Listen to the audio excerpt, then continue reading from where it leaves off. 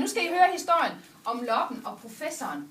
Og når jeg peger ud på jer, så skal I sige noget. Så skal I sige, ligesom Loppen, den siger, trut, trutte, rut, fyld kanonen op med krudt. Prøv at sige det. Trut, trutte, rut, fyld kanonen op med krudt. Tænd den en gang, og bang! Nemlig, der var engang en professor, der ikke gad være professor. Han ville hellere flyve i luftballon, men desværre havde han ikke råd.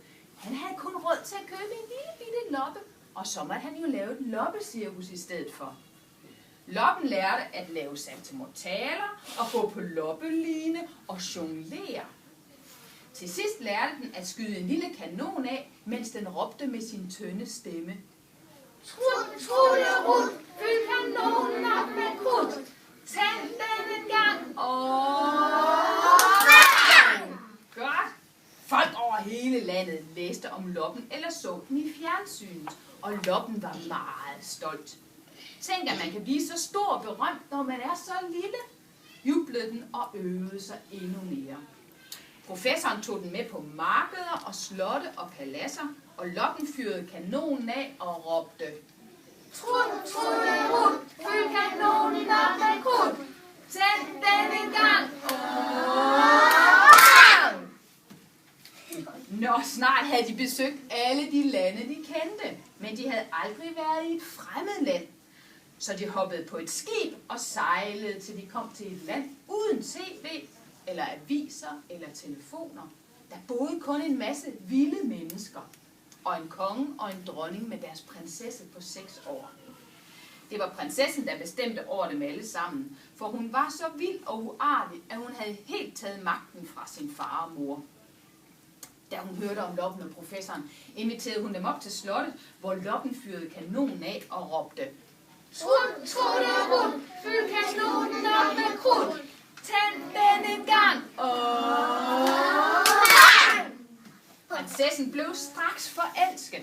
Dig vil jeg have, råbte hun og lavede sin mund lille bitte for at kysse Loppen. Kan I gøre det? Skulle du ikke hellere finde dig en sød menneskeven, spurgte hendes mor. Men så blev Loppen så rasende, at ingen turde sige. Eller så blev prinsessen så rasende, at ingen turde sige mere. Hun trak et hår ud og bandt det rundt om Loppen. Den ene ende bandt hun fast i sin ørering, så Loppen ikke kunne komme væk. Nu skal du og jeg altid være sammen, sagde hun. Men hvis du prøver at flygte, så slår jeg dig og din professor ihjel og putter jer i suppegryden. Loppen sad helt stille på hendes hals og turde ikke flytte sig. Og professoren blev låst inde i et værelse med hængekøje og vægge af slik, for så håbede prinsessen, at han ikke ville lave ballade. Men professoren ville ikke have slik. Han ville hellere have en luftballon. Så han sagde til prinsessen, hvis du lukker mig ud, skal jeg lære dig at skyde med kanoner, så der falder stegte fugle ned fra himlen lige til at spise. Det kan jeg da sagtens gøre uden dig, sagde prinsessen. Hun hentede Loppens kanon og øvede sig, og hun råbte, trut, trutte, rut, fyld kanonen op med krudt. Tænd den en gang, Men der faldt ingen stegte fugle ned. Nej, du har jo brug for en stor kanon, sagde professoren. Giv mig noget snor og en masse stof. Jeg skal også bruge en nål, en kniv og en lighter. Det var da nogle mærkelige ting til en kanon, sagde prinsessen, men hun var nysgerrig, så hun lukkede professoren ud. Han arbejdede i flere dage, og til sidst havde han syet en luftballon. Det var den her, ikke også? Er det en kanon, spurgte prinsessen. Ja da, løj professoren. De kan se ud på mange måder, om lidt skal jeg nok vise dig det. Han holdt lighterens flamme hen til ballonen og fyldte varm luft i den, så den begyndte at danse op imod himlen, ikke også? Ja. Så kommer ballonen op. Ja. Større og større. Hør, hvordan kanonen lader op, råbte han. Men jeg kan ikke gøre den færdig uden Loppen, for det er den, der er god til kanoner. Må jeg ikke låne den et øjeblik? Jeg ved ikke rigtigt, sagde prinsessen. Men hun ville jo gerne have den flotte kanon, så hun tog hårlængden af Loppen. Bare et lille øjeblik så, sagde hun.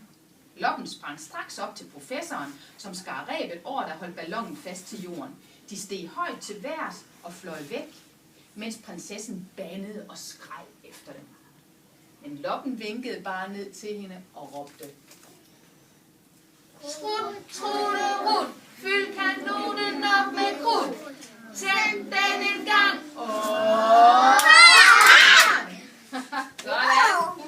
Så fløj den væk, ikke også? Hvor tror I så, den fløj hen? Hen til et andet land. Hen til et andet land. Et andet fremmed land.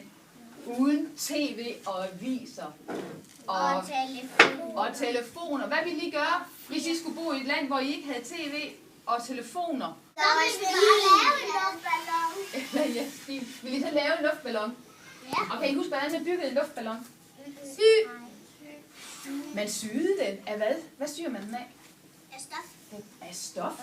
Og sådan noget stof. Af sådan noget stof. Og man skulle bruge en lighter til hvad?